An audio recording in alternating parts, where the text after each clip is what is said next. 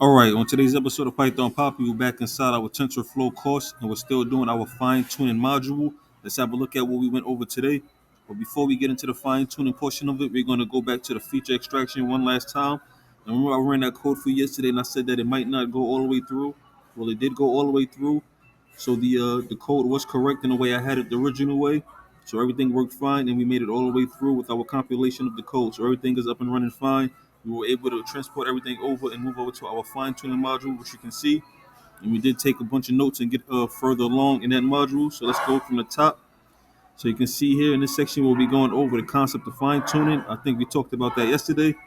And it's basically the same thing where we have the input, a backbone, which takes in the input and produces output with our global average pooling, our dense layer, batch norm layer, another dense layer, and our final dense layer, which is our output layer.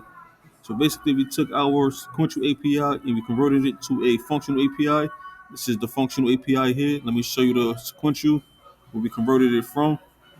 So we converted here it is here. So this is a sequential API which we converted to a functional API. So this is our original one we ran, and we wanted to convert that to a functional API here, which we did, and then we actually ran it, which should give us the same results.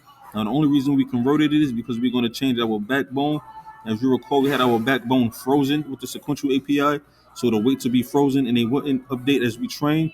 This time we're going to unfreeze the weights with the functional API, and we're going to train in a way that the weights get updated and everything gets updated together.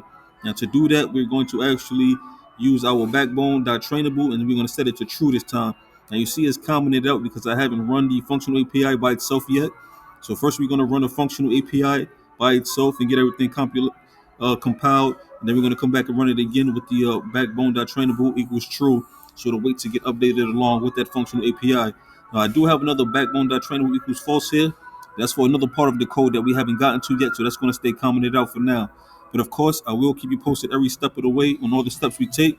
But for now, this is the Python Papi. You guys stay Gucci.